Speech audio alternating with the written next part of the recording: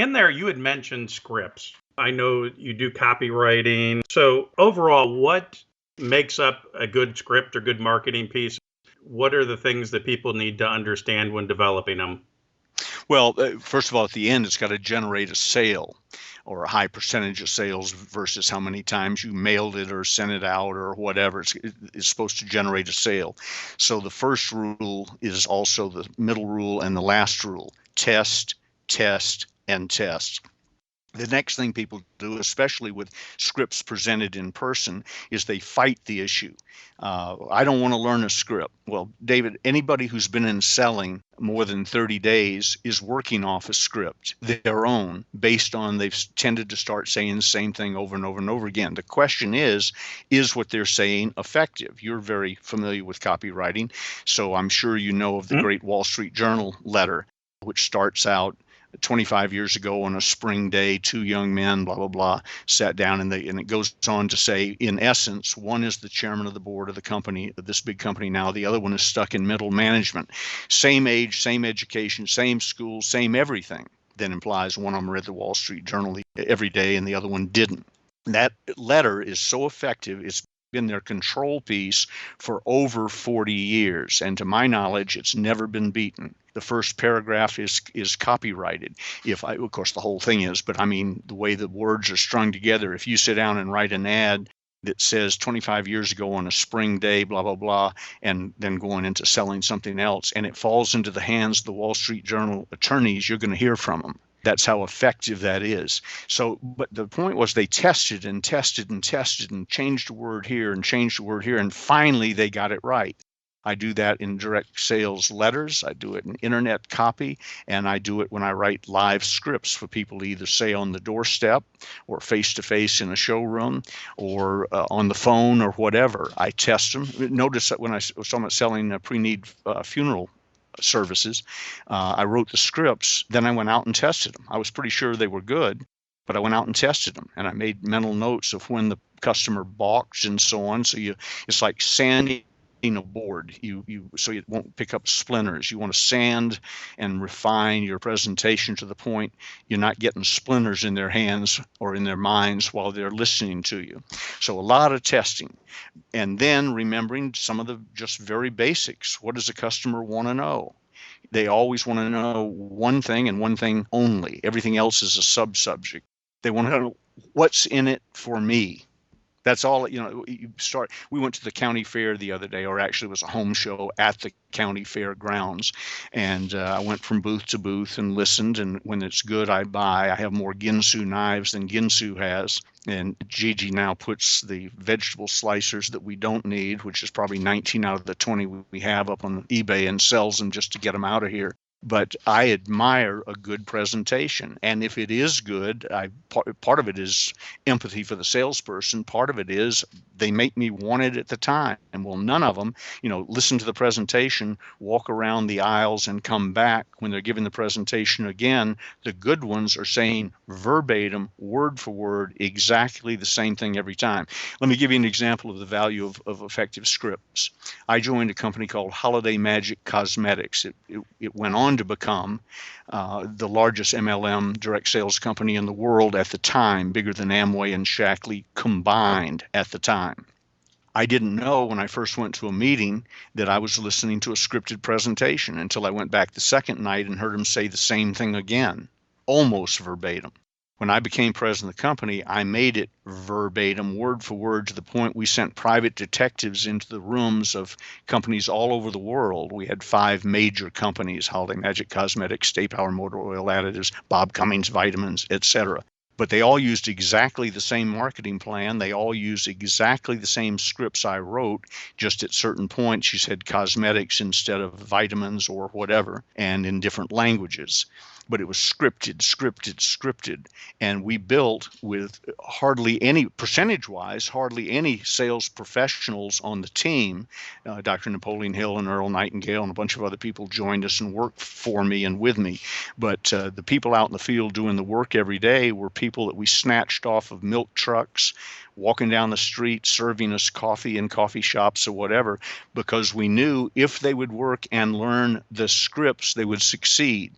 not I started to say cute story, but it's not a cute story because it involves a death. But the dean of Hollywood makeup artists was a gentleman named Ern Westmore. He came from the famous Westmore family. His father and his four brothers, 5 of them total, were the heads of makeup at every major studio in Hollywood at one time or other. They were huge deals.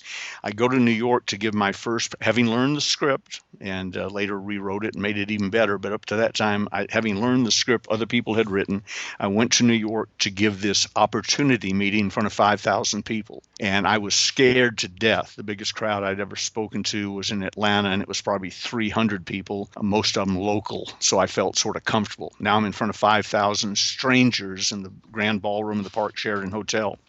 I had lunch with Ern Westmore that day, and we just fell in love with each other. He was older and grandfatherly to me, but really, really nice, old Hollywood. And he just really took a liking to me. He said, "Would you mind if I introduced you tonight?" And I said, "I would be honored." He said, "Fantastic." So he gets up and does his thing, talked for about an hour, and was Ern Westmore, in full bloom. And then he said, "I've got a special situation coming up, and I've asked to have the honor to introduce him. I had lunch with him today. He's going to be a mover and a shaker in this company. You may have heard of him for the success he's already had in Atlanta. Ladies and gentlemen, my new best friend, Benjamin Franklin Gay III." And the spotlight swung over to me, one of them, the other one stayed on him. And I started up the steps, terrified. And at that instant, Ern Westmore dropped dead in front of 5,000 people. Wow. And I don't mean he fainted and we tried to revive him. He looked like he'd been shot with an elephant gun, and he had heart problems. He was eating nitroglycerin tablets during our lunch. So we went through the motions, is there a doctor in the house, blah, blah, blah, blah, blah, and tried to revive him. The ambulance people, they weren't called EMTs back then, but the ambulance people showed up and looked up at me, and I said, "Sir, he's dead." And I said, "Well, please take him out." And they put him on a Stokes litter and started towards the door with him. And it dawned on me, in some inspiration, a blind pig finds an acorn occasionally.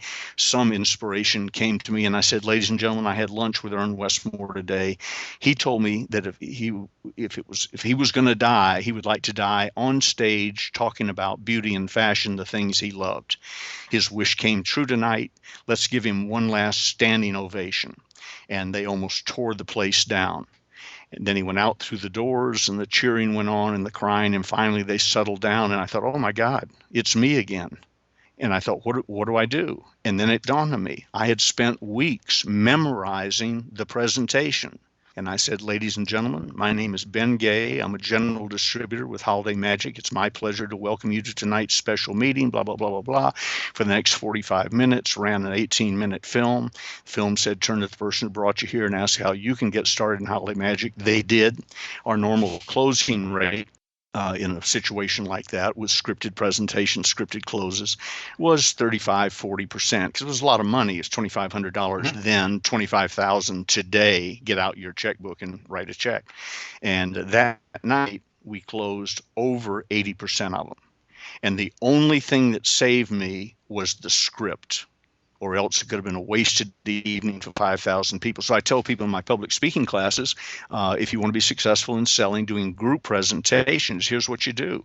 You learn the script, and then you find a famous person who's willing to die while introducing you. Well, that probably won't happen too often. Hopefully. Only happened to me once. I'm sure once was enough.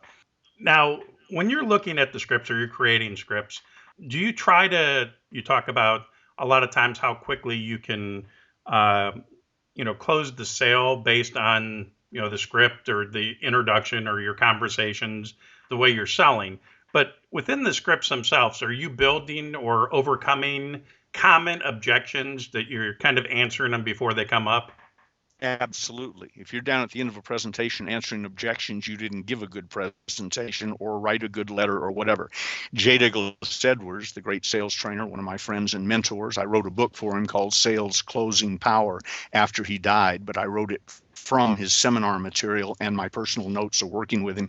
One of the most important things he ever taught me was, when you have a built-in objection, bring it up first and brag about it. so that you're not waiting for that other shoe to drop. If you're selling Rolls Royces and somebody walks into the dealership, you have one thing you got to get out of the way fast. It's price.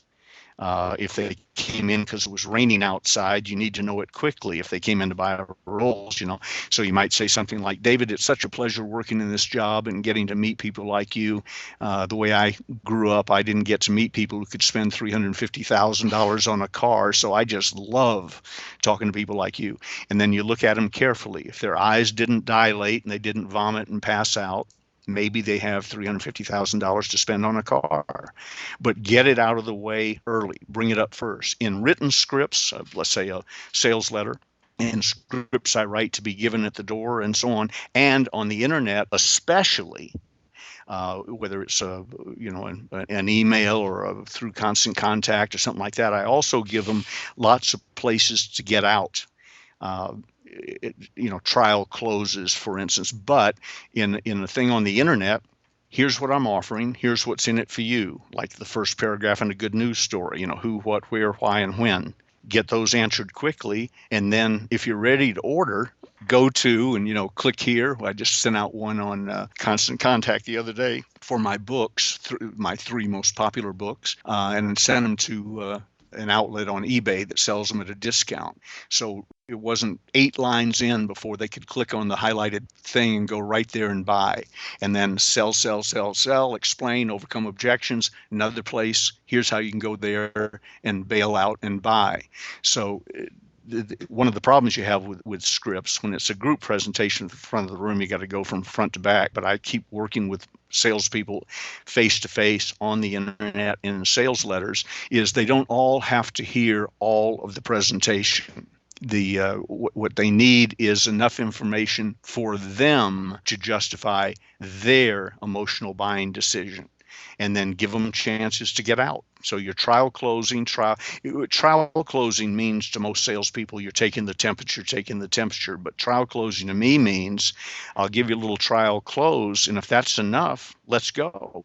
Mm-hmm. And then I'll spend that extra time that I have post-selling, talking about the wise decision they made so they don't get buyer's remorse and bail out.